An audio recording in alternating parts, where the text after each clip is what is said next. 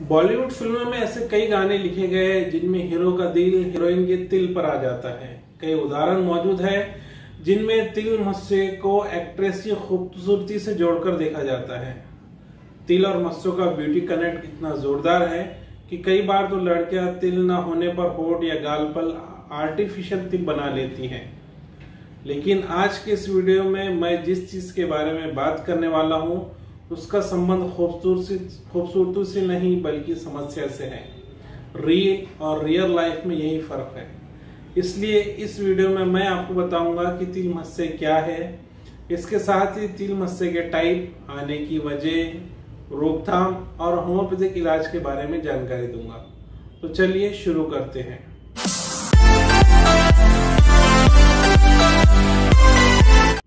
लेकिन उससे पहले अगर आपने मारूफ क्लिनिक के YouTube चैनल को सब्सक्राइब नहीं किया है तो चैनल को सब्सक्राइब कर ले और बेल आइकन पर क्लिक कर दे ताकि आपको मेरे आने वाली वीडियो की नोटिफिकेशन मिलती रहे।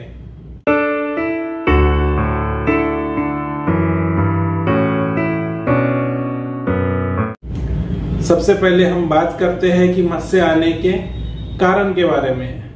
मस्से तब होते हैं जब स्किन की सेल्स में मौजूद मेलानोसाइट्स बढ़ने लगते हैं। मेलानोसाइट्स पूरी स्किन में मौजूद होते हैं और मेलानिन को बनाते हैं। इसी मेलानिन की वजह से स्किन को अपना रंग मिलता है। जिस्म पर बने काले या भूरे छोटे धब्बे को तिल कहते हैं। वहीं उभरे हुए निशान को मस्से कहा जाता है। मेडिकल भाषा में अकेले मस्से को नेवस कहा जाता है, लेकिन जब इनकी संख्या काफी हो जाती है तो उन्हें नेवी कहा जाता है। अब बात करते हैं तिल और मस्से के लक्षण यानी सिम्टम्स के बारे में। मस्से भूरे रंग के स्पॉट होते हैं, लेकिन मस्से कई बार अलग अलग रंग, शेप और साइज के भी हो सकते हैं। मस्से भूरे, टैन, काले, लाल, नीले रंग के भी होते हैं। वह चिकने, झुर्रीदार, फ्लैट और उभरे हुए भी हो सकते हैं। कई बार इनमें बाल भी निकल आते हैं। ज्यादातर मस्से अंडे के शेप के या गोल शेप के होते हैं। इनका साइज तकरीबन 6 मिलीमीटर तक हो सकता है। लेकिन जो मस्से छोटे बच्चों को पैदाइश के साथ मौजूद हो उनका साइज काफी बड़ा होता है। अक्सर ये चेहरे या जिस्म के ऊपरी हिस्से या हाथ पांव के बड़े हिस्से पर फैले हो सकते हैं। वैसे मस्से शरीर के किसी भी हिस्से पर हो सकते हैं। इन्हें सर पर, बगल में, नाखून के नीचे, उंगलियों के बीच में और अंगूठे पर देखा जा सकता है। ज्यादातर लोगों को 10 से लेकर 40 तक मस्से या तिल हो सकते हैं। इनमें ज्यादातर मस्से 50 साल की उम्र तय होने तक देखे जाते हैं। वक्त बीतने के साथ मस्से का शेप और रंग में बदलाव हो जाता है। ज्यादातर तिल या मस्से नुकसानदेह नहीं होते, लेकिन रेयर केस में वो कैंसर की वजह बन सकते हैं। अब बात करते हैं तिल और मस्से के टाइप्स के बारे में। तिल और मस्सों को 3 टाइप में डिवाइड किया गया है। पहली टाइप है कंजेनाइटल मोल्स यानी पैदाइशी मस्से। कुछ तिल या मस्से बच्चे के जन्म के वक्त से ही मौजूद होते हैं। तकरीबन हर 100 बच्चों में से एक के जिस्म पर ये हो सकते हैं। ज्यादातर मामलों में ये फ्लैट होते हैं और इनका रंग फीका होता है। ये मोल्स कभी कैंसर का कारण नहीं बनते। दूसरे टाइप के मोल्स हैं एक्वायर्ड मोल्स।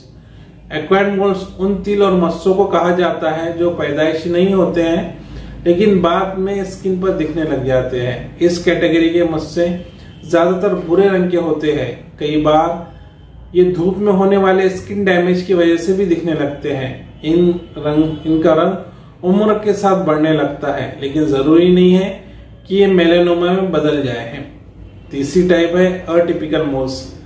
पैदाइशी और एक्वायर्ड मोल्स के अपोजिट अटिपिकल मोल्स कैंसर होने का खतरा ज्यादा होता है।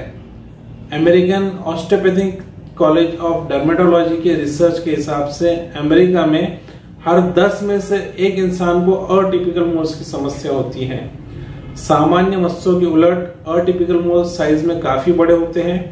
वक्त बीतने के साथ ये बढ़ते ही जाते हैं। मेलानोमा के मोल्स आमतौर पर गहरे रंग के होते हैं, लेकिन अटिपिकल मोल्स के ज्यादातर मामले में कई रंग या शेड्स का होना पाया जाता है। अब बात करते हैं मस्से जो स्किन कैंसर की तरफ इशारा करते हैं। इसके लिए ABCD गाइड है। आप ये तय करने में मदद करेंगी कि कोई तिल या मस्सा या स्पॉट असल में स्किन कैंसर तो नहीं है। इसमें ए फॉर है असिमेट्रिकल शेप, यानी इस तरह के मस्सों में दो अलग अलग साइज के मस्से और रंग के मस्से होते हैं। जैसे आधे मस्सों का साइज और रंग कुछ और होता है, जबकि दूसरे हिस्से के साइज और रंग अलग होता है। बी स्टैंड फॉर बॉर्डर, यानी कोई मस्से का शेप बॉर्डर राउंड या अंडे की शेप की नहीं होती, बल्कि इनकी बॉर्डर नुकीली और खुरदरी किनारे वाली होती है। सी स्टैंड्स फॉर कलर, यानी अगर किसी मस्से का रंग बदल रहा हो या कई रंग के या फिर आसमानी रंग के मस्से हो। डी स्टैंड फॉर डायमीटर, यानी अगर किसी मस्से का साइज बढ़कर लगभग 6 मिलीमीटर से बड़ा हो जाए।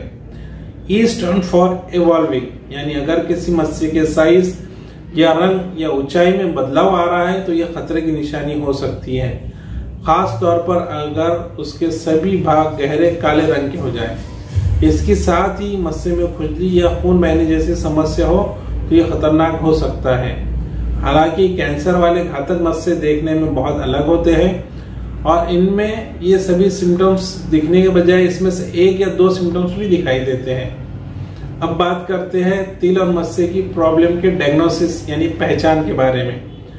आपके डॉक्टर स्किन को देखकर हानिकारक मोल्स की पहचान कर लेते हैं। स्किन की जांच के दौरान डॉक्टर आपको सर से लेकर पैर तक ऑब्जर्व करते हैं और अगर डॉक्टर को इस दौरान कोई शक हो तो लैब में जांच के लिए आपके स्किन के पैच का नमूना यानी बायोप्सी की सलाह वो दे सकते हैं। अब बात करते हैं होम्योपैथिक एंगल की। होम्योपैथिक में मस्से का इलाज कैसे किया जाता है? होम्योपैथिक में मस्सों को एक वन साइडेड बीमारी यानी कुछ लक्षणों को पैदा करने वाली बीमारी के रूप में देखा जाता है। नतीजतन मस्सों का इलाज उसकी जगह और उसकी टाइप पर डिपेंड करता है। मस्सों के लिए होम्योपैथिक इलाज के लिए मरीज के जिस्म की बनावट को नजर में रखकर दवा दी जाती है। अब बात करते हैं होम्योपैथिक में इस्तेमाल होने वाली दवाइयां जो मस्सों को ठीक कर सकती है। सबसे पहली दवा आती है एंटेमक्रूट। एंटेमक्रूट का इस्तेमाल तलवों पर होने वाले सिंग जैसे मस्सों के इलाज के लिए किया जाता है। ये दवा पैरों के तलों पर एक साथ होने वाले फोड़ों और मस्सों का भी अच्छे तरीके से इलाज करती है। इस दवा को मुख्य रूप से उन स्थितियों में दिया जाता है जिसमें गर्मी से या ठंडे पानी से नहाने पर पेशेंट की तकलीफ बढ़ जाती है। ऐसी व्यक्ति को धूप बर्दाश्त नहीं होती है और अचानक उसे जिस्म दर्द या मस्सों में दर्द महसूस होता है। दूसरी दवा होम्योपैथिक की जो है वो है कॉस्टिकम। ये दवा मुख्य रूप से उन लोगों के लिए उपयोगी है जिनके चेहरे पर मस्सों के साथ सफेद रंग की परत आ जाती है। त्वचा में जलन, कच्चापन और खराश जैसे लक्षण दिखाई दे सकते हैं। तो ये कॉस्टिकम हो गई। इसके बाद है तीसरी दवाई है डलकामारा। डलकामारा ये दवा चेहरे के ऊपर बड़े, सपाट या चिकने मस्सों के लिए काम में आती है और जब महिलाओं में माहवारी के वक्त हाथों और बाहों और चेहरे पर होने वाले मस्से ज्यादा बढ़ जाते हैं उस सिम्टम्स में ये दवा काफी फायदेमंद होती है। इसके बाद आती है 4 नंबर की होम्योपैथिक दवाई थूजा ऑक्सीडेंटालिस। ये दवा शरीर के किसी भी हिस्से पर दानेदार बड़े मस्सों के लिए एक अच्छा उपाय है। थूजा के मरीज को जांघों के आसपास मस्से और अल्सर आ जाते हैं जो भूरे रंग के धब्बों के साथ साथ रूखी स्किन होती है और मरीज के हाथ और बाजुओं पर भूरे रंग के धब्बे दिखाई देते हैं। इसके बाद आती है अब बात करते हैं होम्योपैथिक के मस्से के लिए खान पान और लाइफस्टाइल में बदलाव के बारे में। अगर आप मस्से से परेशान हैं तो आपको क्या करना चाहिए और क्या नहीं करना चाहिए। आपको हेल्दी भोजन और हेल्दी जीवन शैली का पालन करना चाहिए। अपने कमरे को ठंडा और हवाईदार रखें। साथ ही साथ अपने आसपास के वातावरण को साफ सुथरा रखने की कोशिश करें। आरामदायक कपड़े पहने जैसे कि कॉटन के कपड़े जो शरीर से चिपकते नहीं हैं और जिस्म में हवा खेलती रहती है। अब बात करते हैं क्या ना करें। मरीज को तेज महक और उत्तेजक पेय पदार्थ जैसे कैफीन युक्त पेय, चाइनीज टी, सभी प्रकार की हर्बल टी, बियर, हर्बल शराब का सेवन नहीं करना चाहिए। उसे परफ्यूम या तेज महक वाले उत्पादों के इस्तेमाल से बचना चाहिए। मसालेदार भोजन, पुराना पनीर, सॉस, मसालेदार चॉकलेट और मसालेदार केक ना खाएं। औषधीय गुण वाले पेड़ों की जड़ों से, डंठलों से, जड़ी बूटी से बनने वाले खाद्य पदार्थों का सेवन ना करें। मरीज को प्याज, अजवाइन, मीट जैसे गोश्त, खट्टी चीजों के पदार्थ खाने से बचना चाहिए।